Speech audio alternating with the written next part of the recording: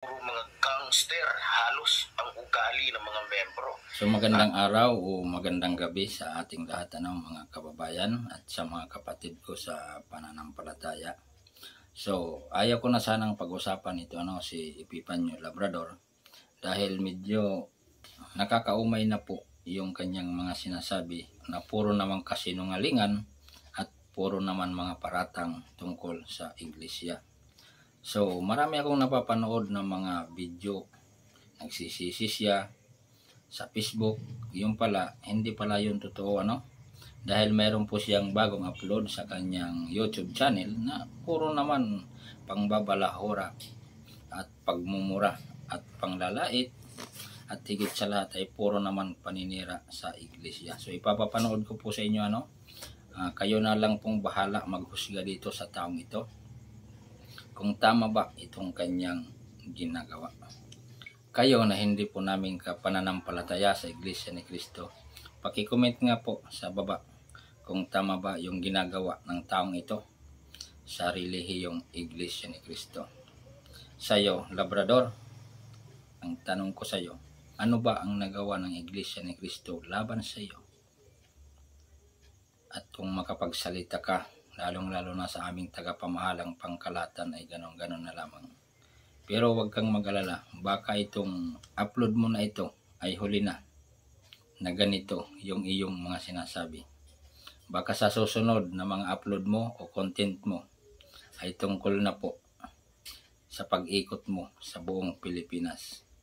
Ayan, para po sa nag-aabang sa update ukol po dito sa pagsasampa ng kaso kay Epifanio Labrador, para po doon sa mga kapatid na nag-aabang at hindi kapatid, ayan, nasampahan na po ito ng sangkatutak na kaso. Kaya ikaw, Labrador, mag-ready ka na ihanda mo na yung sarili mo at yung salapi mo. Sabihin mo na rin sa amo mo na anumang araw o oras ay iikot ka na sa Pilipinas para kaharapin mo yung kaso mo. Epifanio Labrador, hindi lang pala ito yung unang pagkakataon na nagkasala ka sa iglesia.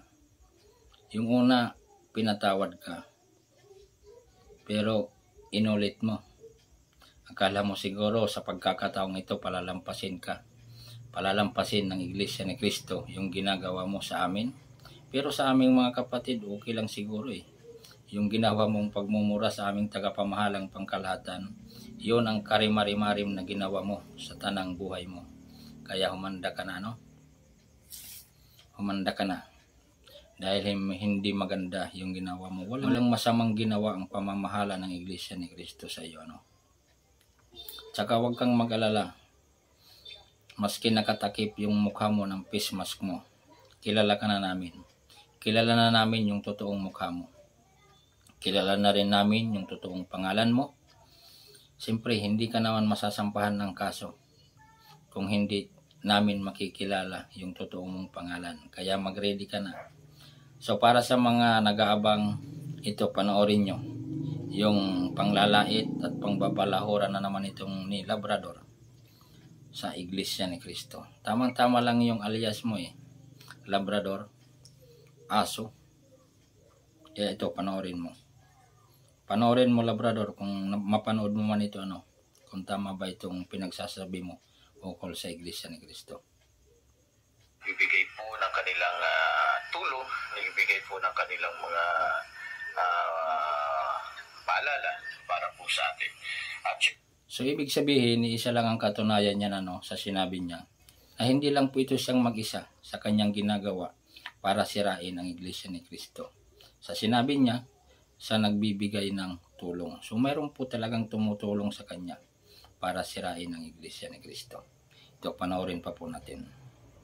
Siyempre, sa oras na ito ay siyempre alam niyo naman na ang ating pong kinakalaban ay isang reliyon na kung saan ay wala pong pinagkaiba sa isang fraternity. Sinabi niya, isang reliyon kinakalaban niya talaga ang Iglesia. Puro mga gangster halos ang ugali ng mga membro. Makikita niyo po yan sa comment pa lang, makikita niyo na walang mga Diyos. Walang mga Diyos yung mga membro ng Iglesia ni Manalo. sa mga comment pa lang nila sa atin. No? So, iglesia daw sila ni Kristo. Pero tignan nyo yung mga comment. Wala pong pinagkaiba sa iglesia ng demonyo. Wala pong pinagkaiba sa iglesia ng... So, umaasa ka ba pala, Epipanyo Labrador, na yung i-comment namin sa mga videos mo, sa sinasabi mo masama is maganda? Pasalamat ka nga. Mayroon pang nagko-comment eh. Kahit pa paano natutulungan ka. Pero huwag kang mag-alala. Mahahanap mo rin yung gusto mo. Ihanda mo lang yung sarili mo. Diablo. No? So, alam nyo, sa totoo lang mga minamahal ko mga kababayan, dahil nga po sa gusto nila akong patahimikin, dahil alam nilang totoo ang lahat ng sinasabi ko at tinatamaan talaga sila eh. Kasi talagang totoo eh. Wala kang ang ebidensyang may pakita, sabihin mong totoo. Ang lingkod lamang po, Epipanyo Labrador. No? Kung ano-anong kanilang pananakot, kung ano-anong kanilang ginagawa, kung ano-anong kanilang mga exhibition, kung ano-anong Hindi ang pananakot at saka hindi ang exhibition. Maghintay ka lang. Sa buong bansa, harapin ko daw, hihingi na daw ako ng sorry, hihimas daw ako ng rehas. Nako, talaga naman. No? So, hindi na ako tataka kung bakit maraming natatakot sa iglesia ni Manalo. Kasi nga, maliban na ginagamit nila yung pera nila, yung influensya nila, yung mga membro nila. So, alam naman natin. Diba? So, wala tayong magagawa. Talagang ganito tong reliyon na to. No? So, nag-aalit yata sila dahil sinabi ko at siniwalat ko ang katotohanan na ang iglesia ni Manalo ay marami ng pinapatay ng mga pari. Hindi na ako magtataka dyan. Kasi mismong mga membro, mga ministro. Dapat, kung may sinabi ka na mayroong mga pinapapatay ang iglesia ni Kristo ng mga pari, dapat mayroong kang resibo. Dapat mayroong kang ebidensya. Mahirap kasi yung puro salita lang. Mahirap yung wala kang pinapakitang ebidensya dahil paratang lang po yan. Kaya harapin mo talaga yung dapat mong harapin na ikakaso sa iyo ng Iglesia ni Kristo. So ayan, yung mga ilan lang po yan na sinasabi ni Epipanyo Labrador laban po sa Iglesia ni Kristo. So yan mga kababayan at mga kapatid, napakahaba po itong video niya. Pero hindi ko masikmura yung kanyang mga pinagsasasabi tungkol sa Iglesia ni Kristo na puro naman kasinungalingan. Akala kasi nito ni Epipanyo Labrador, mga kababayan at mga kapatid, ay puro pagbabanta o puro pang nanakot lang ayon sa kanya yung kayang gawin ng Iglesia ni Kristo sa kanya. Kaya malakas ang loob nito ni Epipanyo Labrador dahil tinatakot at pinagbabantaan lang daw siya. Hinahamon pa niya ang Iglesia ni Kristo na sampahan daw siya ng kaso kung kaya daw ng Iglesia ni Kristo. So ito, may ipapapanood po ako sa inyo. Ito po ay isang kapatid po natin na vlogger na Tinig ng Karunungan. Ayan, panoorin nyo po at pakinggan po ninyo yung update po tungkol po dito kay Epipanyo Labrador. Kaya ikaw, Epipanyo Labrador, kung mapanood mo to, pakinggan mong maigi para makapaghanda ka, para hindi ka naman mabigla. Ito, panoorin po natin. Talagang napakaganda ng araw natin ngayon, Kasi meron akong isang napakagandang ibabalita. Ika nga good news para sa ating lahat. Lalo na sa panig ng mga kababayan natin, kaanik man o hindi sa loob ng Iglesia ni Kristo na nag-aantay na ng hustisya. Diba? Nag-aantay na ng katarungan laban sa pinagagawa ni Epipanyo. Ayan pakinggan mo, Epipanyo. Pag-insulto at pagbabanta sa kapatiran sa loob ng Iglesia ni Kristo at lalong-lalo na sa aming mahal na tagapamahalang pangkalahatan. Diyan ka nagkamali, Epipanyo Yung tinira mo yung tagapamahalang pangkalahatan. Hindi naman sa sinasara ko ang usapin tungkol dito kay Epipanyo, pero baka lang naman, baka ito na ang huling video na kung sana ay pag-uusapan natin siya. Sapagkat merong mas mahalaga at mas maiging bagay ang dapat niyang pagtuunan ng pansin mula sa araw na ito. Well, gaya ng nabasa po ninyo sa thumbnail o nakita ninyo sa title ng video na ito, nakasuhan na. O, kita mo? Talagang Nakasawhang ka na, boy. Kaya meron nang nag-file ng kaso laban kay Epipanyo maghanda-handa ka na. Labrador. Hindi niya raw anya tunay na pangalan niya, ano? Hindi natin alam. Ayoko na magsabi sa inyo ng mga bagay na alam niyo yun, nakukuha lang natin kung saan-saan.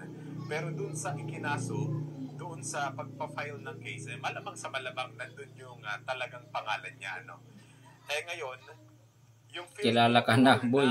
Kaya mag-ingat ka. Na nating lahat na gagawin itong si Epipanyo, titignan natin.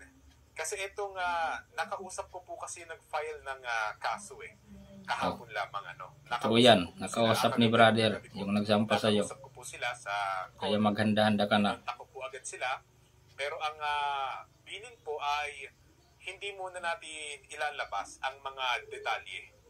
Ano? Hindi muna natin maging yung pagkakakilanlan ng mga taong nag-file ng case laban dito kay Epipanyo, hindi muna natin ilalantad. Pero meron akong ipapakita sa inyong litrato, ano.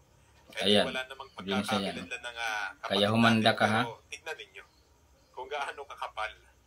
Ayan, oh. Bababaan ko lang po yung brightness. Kapal niyan, Epipanyo. Nakikita mo yan. Ang kapal niyan. Kawawa ka, boy. Mag-iikot ka. Sa bagay, maganda yan. Para maikot mo yung Pilipinas. Sa isang dako pa lang yan, ha? Ganyan nakakapal ang haharaping dokumento ni Epipanyo Labrador sa kanyang pinaggagawa. Ngayon, batay sa nabalitaan namin, marami na rin, may mga dako na rin naghahanda pa na mga kapatid natin para sa pagsasampa pa ng kaso dyan kay Epipanyo Labrador. Ano? Kasi nga, talagang yung ginawa niya, hindi natin kumbaga matake napakasakit sa damdamin namin. Sabi nga ni talagang napakasakit. Pati ng Canelson, ano? Yurakan na ninyo ang pagkatao namin. Insultuhin na ninyo yung pagkatao namin. Lalo na kami, syempre kaming mga content creator, talagang sanay na sanay po kami sa pagbabash ng mga tao, lalo na kung hindi naman nila matanggap ang katotohanan at yung katwiran na ipinapahayag po namin sa aming channel ay hindi pumapanig sa sarili nilang gusto at pinaniniwalaan. Yun nga, sabi rin ng Canelson, yun di naman tinitindigan namin, i-bash nyo na po kami, yurakan nyo na kami, insultuhin nyo na kami. Huwag lang pamamahala. Na ikinagalang po namin. Tignan nyo yung exact na pahayag ng Kajan at Canelson sa sagan ng mamamayan na ito ay ang amin din namang katuwiran po. Pakinggan po natin. Pakinggan mo, Labrador. Mabuti wala natapakan pa ako na may kalawag. Nung nakatapak na Ito yung kinikwento ni Kajan. Hindi mo kayo Epipanyo. Ang mas magandang pag-usapan at i-discuss ay yung may mga punto. Katuwiran. Puro lang kasi ito yabang si Epipanyo Labrador Akala mo naman, ayan may tumatahol. Bagay na bagay sa, sa alias mo, Labrador. Gusto mo tapag-tapakan niya, tapurahin niya na po kaming dalawa ni Nelson Huwag lang yung taong ginagana at nilarespeto namin. Alay, milyon-milyon gumagalang kay kapatid ni Eduardo Manalo tapos gaganunin mo lang. Totoo yan. Talagang pagka pinagsasalitaan ng masama, ang taong ginagalang namin sa aming reliyon, doon nyo kami makukuha ang atensyon namin. Kasi sanay kami sa pag-uusig. Kaming mga nasa Iglesia ni Cristo.